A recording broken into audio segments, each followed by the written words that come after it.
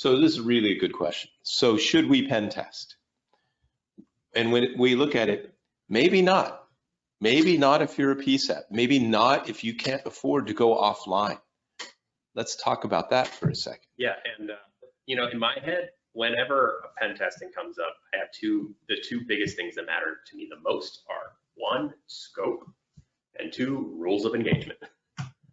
If you have those two things and they're tightly defined, and then you obviously move to cost and all that good stuff, then you can mitigate some of that risk. For example, if you have maybe a backup network, maybe do the test on the backup network rather than the production network.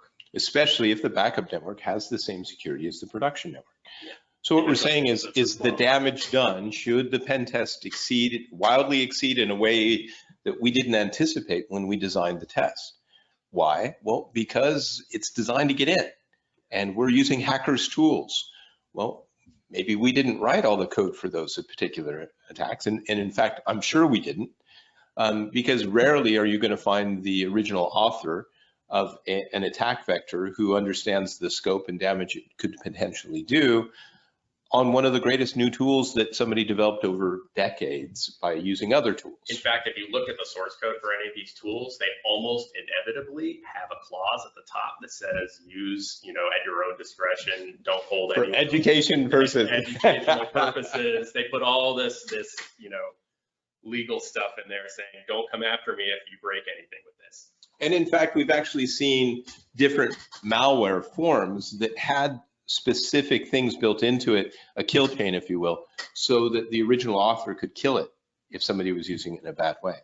That's been in a number of the attacks over the years. Now, somebody found the kill chain and removed it as part of the reworking of the tool. And Alex used a very important term here, a term of art, but also one that you need to be very, very familiar with when you're talking about pen testing, which is rules of engagement. When you sign up to do a pen test as a hacker, one of the first things that you see is you have an agreement about what you are or are not allowed to do, whether that includes site visits, whether that includes undercover site visits, which is one of the great methods ever.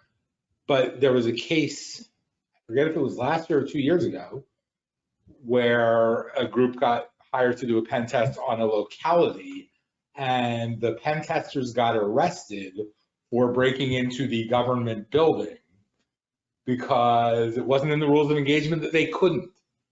So they broke in to basically put bugs in effectively.